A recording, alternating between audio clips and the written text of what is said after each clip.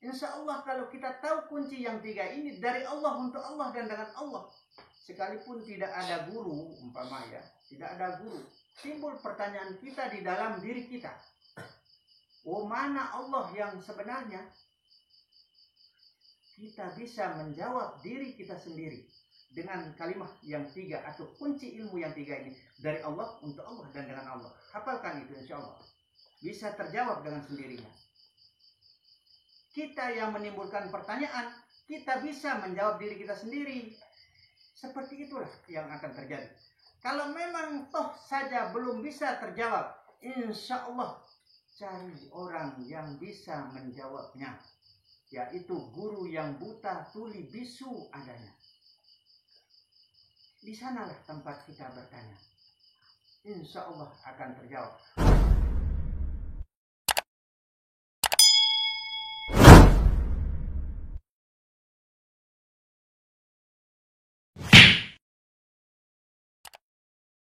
Karena Rasulullah mengatakan bahwa barang siapa yang tidak pernah lupa kepada Allah, selalu ingat kepada Allah,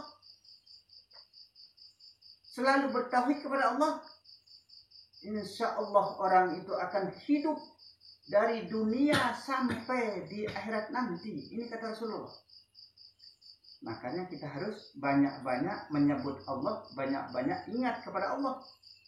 Belum kita sampai ke pengakuan, ya jangan. Karena belum saatnya kita kepada pengakuan. Kita baru sampai menyebut, ingat, atau zikrullah. Karena belum saatnya untuk kita sampai ke puncak. Ibarat orang naik tangga, harus dari tangga awal. Jangan langsung mau naik tangga 7.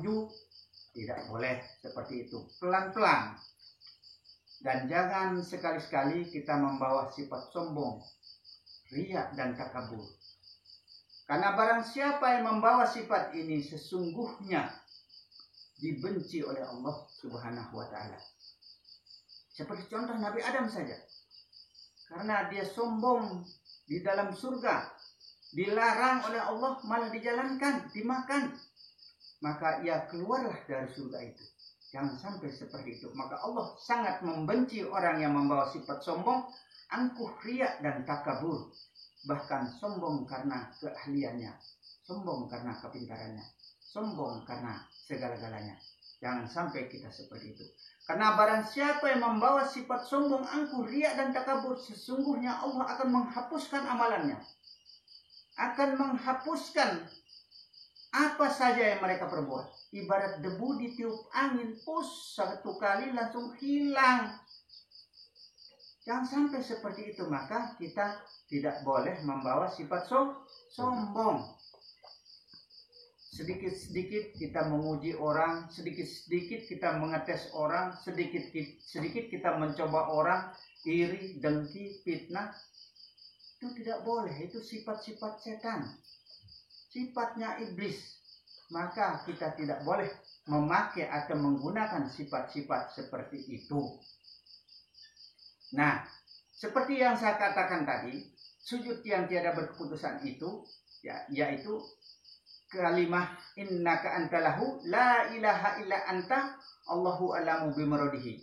Yang Sunan Kalijaga mengatakan, barang siapa yang mengetahui kalimah ini akan dihitung sebagai orang-orang yang tidak pernah memutuskan sujudnya walau siang dan malam, walau sehembus napas, walau sedenyut jantung, walau sekedip mata. Ini pesan Sunan Kalijaga kepada kita, termasuk saya sampaikan kepada kita semua ini.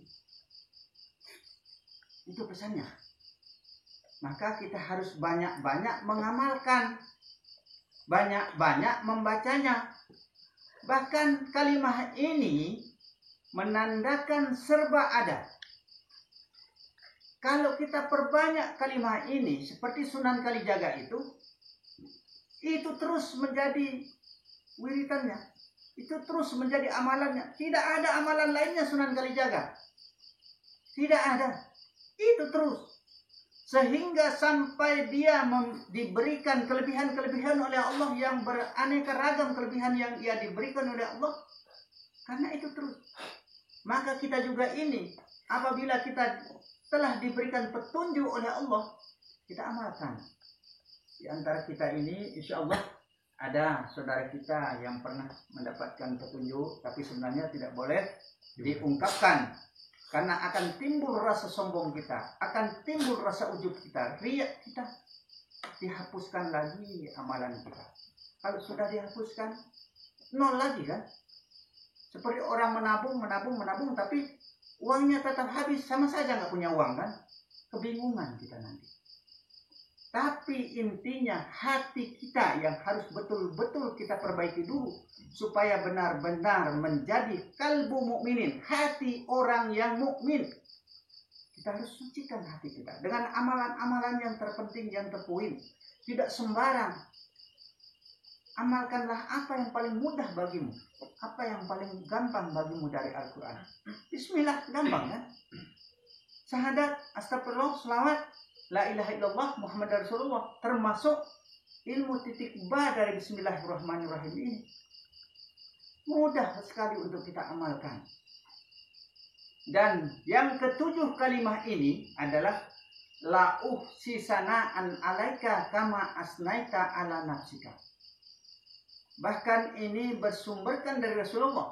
Yang Rasulullah mengatakan ya, hai Aisyah, nanti di rumah akan aku ajarkan doa yang paling halus yang aku dapatkan secara langsung dari Allah. Ini kata Rasulullah.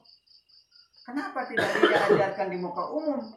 Karena kalau kita semua mengetahui kalimah-kalimah yang terpuin atau yang terhitung sebagai orang yang tidak memutuskan zikir, sujud, sholat, nanti jangan sampai terjadi sikap-sikap kebatinan terjadi pada diri kita. Bagi orang-orang yang mengenal ilmu yang mendalam atau ke dalamnya, melupakan syariat.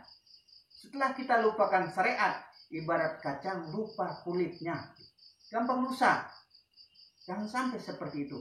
Maka dasar utama kita untuk kita belajar ilmu ke dalam adalah kita harus dasari dengan syariat yang kuat, syariat yang mantap. Sholat maksudnya. Karena syariat itu adalah cara sembahnya badan. Kalau kita lepaskan berarti kita tidak sembahkan badan. Nah, seperti itulah perjalanan dalam ilmu ini. Nah, selanjutnya yang ketujuh kalimah yang ketujuh dari Rasulullah ini, yang Rasulullah tadi mengatakan bahwa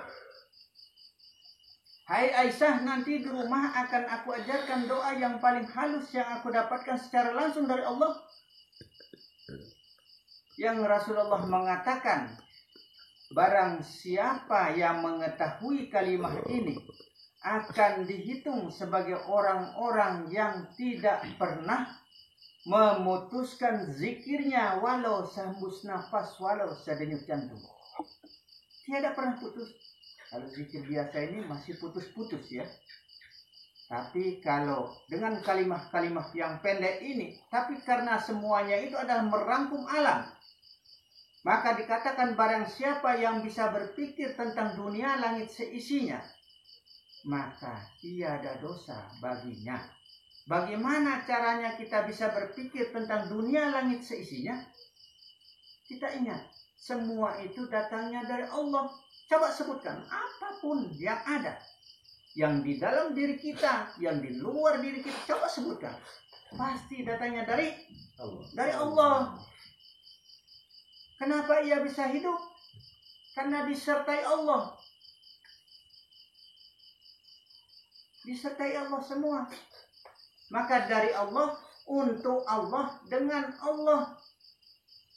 Itu kunci ilmu itu. Hafalkan itu. Ingatkan terus. Insya Allah kalau kita tahu kunci yang tiga ini dari Allah, untuk Allah, dan dengan Allah. Sekalipun tidak ada guru, umpamanya, tidak ada guru, timbul pertanyaan kita di dalam diri kita. Oh, mana Allah yang sebenarnya? Kita bisa menjawab diri kita sendiri dengan kalimat yang tiga atau kunci ilmu yang tiga ini. Dari Allah, untuk Allah, dan dengan Allah. Hafalkan itu insya Allah. Bisa terjawab dengan sendirinya. Kita yang menimbulkan pertanyaan, kita bisa menjawab diri kita sendiri. Seperti itulah yang akan terjadi. Kalau memang toh saja belum bisa terjawab, insya Allah cari orang yang bisa menjawabnya, yaitu guru yang buta tuli bisu adanya. Di sanalah tempat kita bertanya. Insya Allah akan terjawab. Kalau masih toh tidak bisa terjawab, kita belajar berhalwat untuk mengenal jati diri kita yang sesungguhnya. Ini namanya ma'rifatullah. Orang yang mengenal Allah melalui wahyu atau petunjuk, itu ma'rifatullah namanya. Kalau orang yang mengenal Allah melalui dalil, itu ma'rifat dalil namanya, atau orang alim namanya. Nah, seperti itulah urean-urean yang harus kita pelajari dari nol dulu, dari bawah sampai kita menanjak dan seterusnya sampai kita mahabbah kepada Allah Subhanahu wa taala. Supaya benar-benar kita pahami bahwa ilmu ma'rifat ini adalah ilmu yang tidak perlu kita ragu-ragukan. Seperti itulah. Karena ingat, arti ma'rifat itu adalah mengenal. Maka kita harus kenal diri kita yang sesungguhnya. Nah, seperti itu urean-urean yang perlu kita pahami supaya benar-benar kita pahami betul-betul dan bagaimana cara kerjanya, bagaimana cara kelanjutannya, dan bagaimana maksud dan tujuannya. Seperti itulah cara kita. Insya Allah kira-kira bisa paham? Insya Allah. Kalau memang kita belum paham, boleh juga kita ulang lagi, kita datang lagi, kita pelajari lagi, kita renungkan lagi. Tidak salahnya kita bertanya. Yang penting intinya kita tidak boleh sombong, angkuh, riak, dan takabur. Sesungguhnya akan dihapuskan amalan kita. Ibarat debu ditiup angin. Insya Allah ya. Insya Allah. Kalau memang demikian, mungkin sekian urean singkat yang bisa kami sampaikan. Akhirul kalam, wabillahi taufiq wal hidayah. Assalamualaikum warahmatullahi wabarakatuh. Waalaikumsalam warahmatullahi wabarakatuh. Sahabat anak rantau dimanapun berada, dari Sabang sampai Merauke, pecinta kajian ilmu ma'rifat atau yang ingin memperdalami tentang kaji diri. Ini kita lagi kaji duduk. Kebetulan kita sekarang berada di rumahnya guru kita Bapak Rahmat, Bapak Ustadz Rahmat ya, dari Lombok. Jadi ini bisa dijelaskan ini siapa saja ini Pak Ustadz, dan namanya siapa saja, agar siapa tahu beliau-beliau ini yang lama tidak pulang kampung bisa melihat tontonan ini ya, bahwa saudara-saudara kalian di sini di perantauan ini baik-baik saja ya. Kita perkenalkan satu-satu dan asal dari mana. Di Jayapura sudah berapa tahun? Ini kita berada di mana Pak Ustadz? Di Kampung Taja SP3. SP3, Desa Nawa Mulia. Nawa Mulia, Kabupaten Sentani, Jayapura. Sentani, Jayapura. Oke ya. Dari kakak ini dulu. Kakak, siapa nama kakak? Nama Samsudin. Ayo, ini kakak Samsudin, asal dari mana? Pangkep. Pangkep itu daerah mana? Tonasa 1. Tonasa daerah? 1. Daerah Sulawesi. masuk. Oh iya, daerah Sulawesi. Sudah lama berada di Papua? Lama. Iya, berada di Papua. 3 tahun. Iya. Lahir di sini? Tidak? Lahir di Sulawesi. Oh, lahir di Sulawesi ya. Ini kakak, tadi kakak siapa? Samsudin. Kakak Samsudin. Ini perkenalkan, ini Bapak, siapa namanya? Asum. Bapak? Asum. Bapak Asum, asal dari mana? Bisa lihat ke sana? Karawang. Bapak ini asal dari Karawang ya, Jawa Barat ya. Ini sudah lama di sini Bapak? Sudah 30 tahun. 30 tahun ini ya. Bagi keluarga ini ya, Bapak Asum ini dari Karawang ini ya. Sekarang berada di SP3. Ini kakak siapa namanya kakak? Dirga. Dirga, kakak Dirga. Kakak Dirga asal dari mana? Lombok. Asal dari Lombok. Ini orang Lombok, ini kakak Dirga. Siapa tahu ada yang mengenal ya. Silakan mau titip-titip salam apa bagaimana ya. Oke, sekarang kita ke guru kita Bapak Ustadz Rahmat. Kita tanya-tanya dulu, berhubung para viewer saya, para subscriber saya banyak yang bertanya bahwa Pak Ustadz ini berasal dari Lombok. Lomboknya di mana? Kita tanya dulu ke orangnya, asal dari Lombok mana, kecamatan mana, dan bagaimana itu Pak Ustadz, silakan jelaskan, pendek saja. Karena semua itu harus saya awali dengan bismillah ya. Bismillahirrahmanirrahim. Bismillahirrahmanirrahim. Karena kalau kita tidak awali dengan bismillah, maka tidak terhitung perbuatan yang baik. Saya ini lahirnya di Desa Batu Kute Narmade. Desa Batu Kute Narmade ya. Nah, Oke. tapi saya sempat dibesarkan dalam artinya di Tatar Daya, daerah Sesaut ya. Jurang Malang. Yo, itu Kecamatan Narmada ya. Kalau bahasa Lomboknya kebanyakan seperti Malaysia jadi. Yo. Kecamatan Narmada ya Mataram. Ya, Begitu. Mataram. Sudah begitu? Ya, Ustaz? Ya, demikian. itu demikian ya bagi yang bertanya untuk pecinta kajian kita ya. Dari mana katanya Lomboknya, dari mana? Mungkin beliau-beliau mungkin penasaran, mungkin apa kayak kenal begitu. Siapa tahu ada hubungan saudara kan begitu. Sudah tadi jelaskan sama guru kita. Sementara saya pemilik channel ini ya, Endang Junaidi, asal dari Jawa Barat. Pekerjaan saya ya bekerja keliling, dan kita alhamdulillah bisa kaji duduk bersama guru kita dan rekan-rekan kita ya. Ini kakak siapa namanya? Muhammad Rahim, asal dari Lombok, tepatnya di Lembah Sempage ya. Bagi orang Lembah Sempage ini kakak Rahim ya. Siapa tahu ada keluarga ini kakak Rahim. Sudah lama di sini? 20 tahun mungkin lahir di sini. Ayo, ini kakak siapa namanya? Ma'rif, asal dari Nur Ma'rif. Tani. Ya. Asal dari mana? Lombok ya. Lomboknya? Lepas pagi.